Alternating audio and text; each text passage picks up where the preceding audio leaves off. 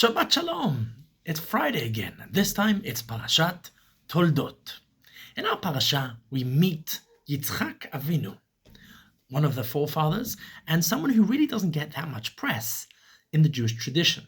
We have whole parashiot, whole chapters on Avraham and all of his adventures from Egypt to Haran, and all the stories with Sarah and Lot and Ishmael and Hagar and so many different elements, and Ma'arat HaMachpelah and so on and so forth. We have the stories of Yaakov with all of his escapades in Haran with Lavan, with Rachel and Rivka and the tribes and Esav and Yosef and Dinah and all of the different stories of Yaakov. And yet Yitzchak really only gets one parsha. He kind of appears a bit in the stories of Abraham, and he also kind of appears in the stories of Yaakov, but very rarely do we get to see Yitzchak for just Yitzchak. Yitzchak is a unique character because unlike the other Avot, unlike Abraham and Yaakov, Yitzchak is not a traveler. Abraham is literally the wandering Jew coming from all the way from Iraq to Israel to Egypt. He's traveling all around. Likewise, Yaakov is constantly going back and forth. We see his story of constantly on the run, on the move. Yitzchak stays in the land of Israel. There's even a famine, and Hashem says to him, don't follow in your father's footsteps. He went down to Egypt when there was a famine. You should stick it out here. You, Yitzchak, are a Jew of Eretz Israel. And we find indeed that unlike his father and his son, who are both shepherds, Yitzchak is a farmer. ויזרע יצחק בארץ ההיא וימצא בשנה ההיא 100 שערים ויברכהו השם. Yitzchak plants. Yitzchak is living the bracha of the land of Israel.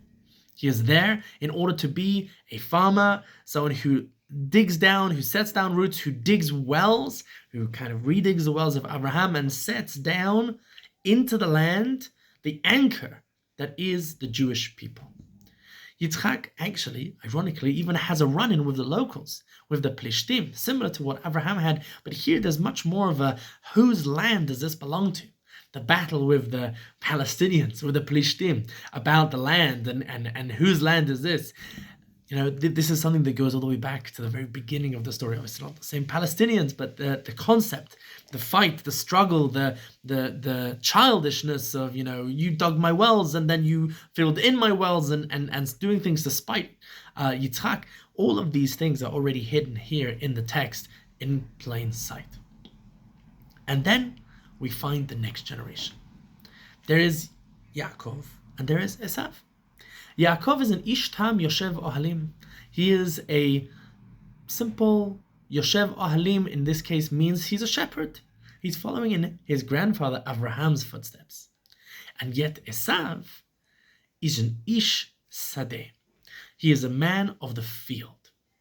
And here indeed we find that Yitzchak connects to the Ish Sadeh. Yitzchak indeed, it says explicitly that there's two sons. Vayehav Yitzchak et Esav kitzayid befiv. Yitzchak likes Esav because he's an outdoors guy. He's the guy who's constantly in the field, in the forests, an outdoorsy fella. Well, Rivka, she's much more connected to Yaakov. He is a shepherd. He's in the tents. He's kind of, in many ways, not an outdoorsy guy, as much as shepherds sometimes do move around the outdoors, but he's not a hands-on kind of fella. While Yitzchak and Esav have that in common. Indeed, we even see when there's a whole story of selling the firstborn rights, with the whole story of the lentils, we see Vayazid Yaakov Nazid Vayavo Esav min hasadeh v'hu ayef. Esav comes back from the field. V'hu ayef. He's tired because he's constantly been around the field. He is a Eretz Yisrael kind of guy. And Yitzchak loves him for it. And he wants to give him the bracha because this is the continuation of let's stick around in this land. Yaakov, unfortunately, is the continuation of Galut. Yaakov will go back into Galut. He'll have to go back to Haran. He's the wandering Jew once more. there's an element of Yitzchak that says, enough. We want to get to the nachala. We want to get to the settling in down stage and not stay still in the cycles of on the road, back and forth, troubles, and all of the wandering Jew elements that he knows so well from Abraham and that will repeat themselves with Yaakov. Later on, we see when there's the whole story with the brachot, with the blessings, who will get the blessing, Yitzchak or Yaakov or Esav. We find indeed that Yitzchak smells his clothes, hoping that indeed and Yaakov is wearing Esav's clothes. His mother gives him Esav's clothes. He smells his clothes and he gives him a bracha and he says, "Vayomer re'eh bni reach bni kireach sadeh." You smell of the field. You can just imagine that maybe there's like freshly mown grass or the smell of pollen or whatever it is. Asher bercho Hashem. There's this element. Yitzchak is constantly living, even when he's blind and he's stuck in his room. He's yearning for the. He's living vicariously through Esav in the field. There's this element of reach hasadeh, and beautifully, Chazal and the Midrash say these are the clothes of Adam Harishon, of the very, very first Adam, the first human, who Esav stole along the way from Nimrod or whatever it is. He is a continuation, and these are the clothes of Adam. What's going on here? What is this Midrash trying to say? Adam Harishon was a farmer. Le'ovda u'leshamra. He was commanded to go into the field and into Gan Eden, to tend the Gan, and maybe even outside of Gan Eden, and return back to Gan Eden. There's a whole question of was the Gan Eden where he lived, but he went out into the field. But nonetheless, no question about it, after he was kicked out of Gan Eden, he is very much a man of the soil, a man of the field. Right? You are a man who works and has to work the field hard to produce all of the food, all of the sustenance. Adam Harishon is a man of the Sadeh. He is Ish Sadeh. And so when Esav is continuing on that tradition, when Yitzchak, according to the Midrash, smells his clothes, he smells Gan Eden, he smells all the way back to Adam Harishon, to this element of a man who is creative. A creative man. By the way, Adam Harishon's son, Cain, is also a farmer. And the whole falling out happens in the field. Basadeh. Sadeh is a theme. Ish Sadeh. Basadeh. This element of being in the field, of being a person of creativity. Cain literally means kaniti. It means I've created. It means yatzarti. Cain is Mr. Creativity. Adam Harishon is Mr. Creativity. Esav is Mr. Creativity. The smell of Esav's clothes go all the way back to Gan Eden. There's that element of the land, of connecting, of being in, as they say in the Bnei Akiva anthem, Kapenu berigvei admata, with our fingers in the lumps of the soil. And yet we also need the Kol Yaakov and the Torah and everything. And beautifully, Yitzchak gives the bracha to Esav, but he doesn't. He gives the bracha to Yaakov. But the bracha doesn't click with Yaakov until he has to learn to walk the walk of Esav. Until Yaakov can become, again, an Ish Sadeh, until then, we do not find the brachot falling into his lap. Only when Yaakov can prove himself that he has Yadayim Yadei Esav, that he is worthy of this, where he goes and he becomes out in the field, he becomes a man of action, a man of creativity, only then does he fully receive the brachot of Esav as Yisrael. Yisrael is a man of both, of Hakol Kol Yaakov Yadayim Yadei Esav veHashem Yisrael.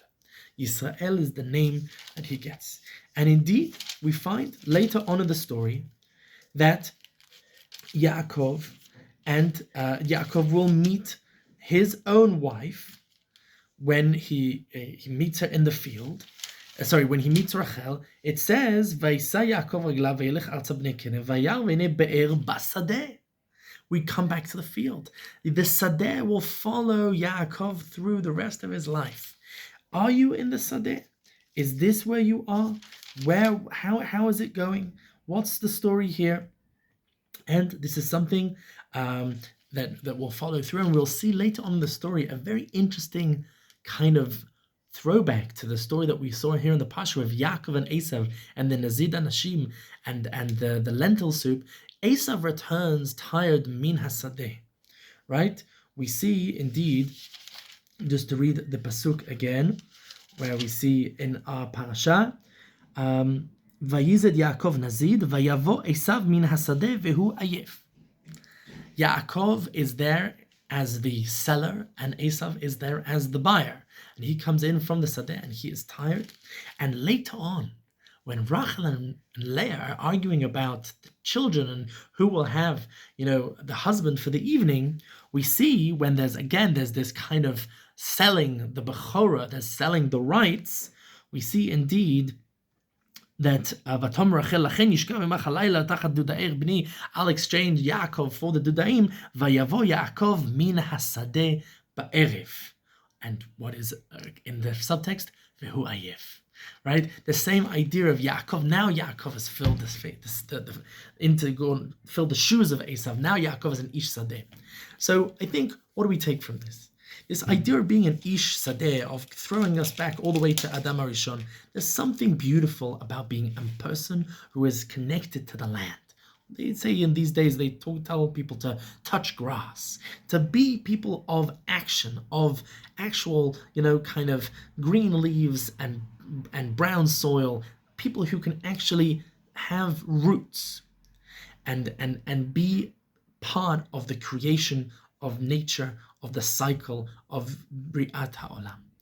Unfortunately, today we're very often in our offices, we're dealing with virtual things and computers. Sometimes it's important for us to remember that we have the model of Yitzchak, the very first settler, the very first man of the land, a man of Eretz Yisrael, a man of action, and that we as Yisrael, continuing on in that tradition, taking into ourselves the themes of Esav, it's important, it's incumbent upon us to keep that element of Judaism alive, the Judaism of the soil, the Judaism of the Sadeh.